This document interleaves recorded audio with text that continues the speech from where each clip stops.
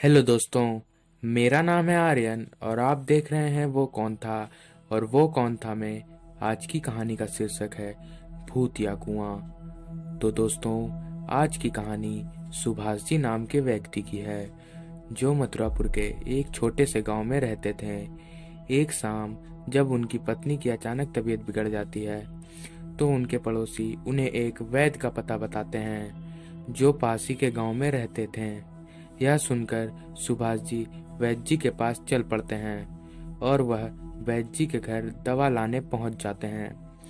जब वह वैद्य जी के घर पहुंचते हैं तब सुभाष जी देखते हैं कि वैद्य जी के घर का दरवाजा बाहर से बंद है। यह देखकर सुभाष जी पास में बैठे एक बुजुर्ग चाचा से पूछते हैं कि वैद्य जी का घर के दरवाजा बंद क्यों है, वैद्य जी कहाँ गए हैं।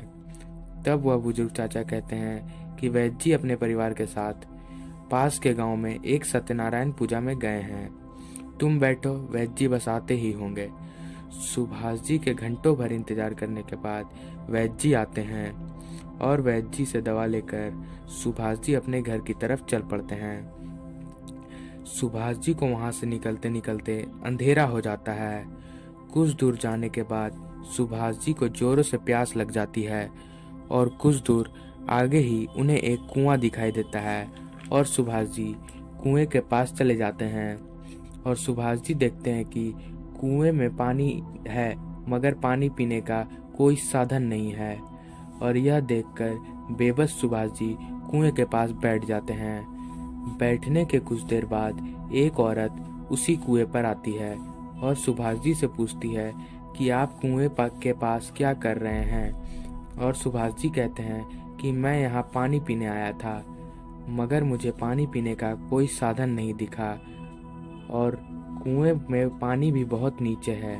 यह सुनकर वह औरत कहती है कि मैं आपको पानी पिलाती हूँ। इतना कहते ही वह औरत अपने दोनों हाथों को कुएं में डालती है और पानी निकालकर सुभाष जी को पिला देती है। पानी पीकर सुभाष जी जैसे ही 2-4 कदम आगे बढ़ते हैं तभी उन्हें ख्याल आता है कि कुएं के पानी की दूरी लगभग 10 से 12 फीट होगी, तो यह औरत अपने हाथों से पानी निकालकर मुझे कैसे पिला सकती है। यह सोचकर सुभाष जी बहुत घबरा जाते हैं और तेजी से अपने कदम घर की ओर बढ़ाने लगते हैं। 2-4 कदम और चलने के बाद सुभाष जी को याद आता है कि दवा तो मैंने पानी पीते वक्त कुएं पर ही रख दी थी।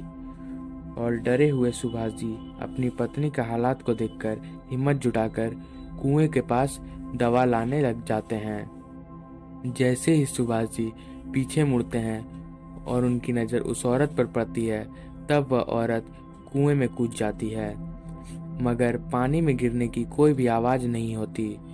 फिर जब सुभाष जी पास जाकर टॉर्च मारकर कुएं में देखते हैं तो वह औरत कुएं के ऊपर डरावनी रूप में बैठी रहती है।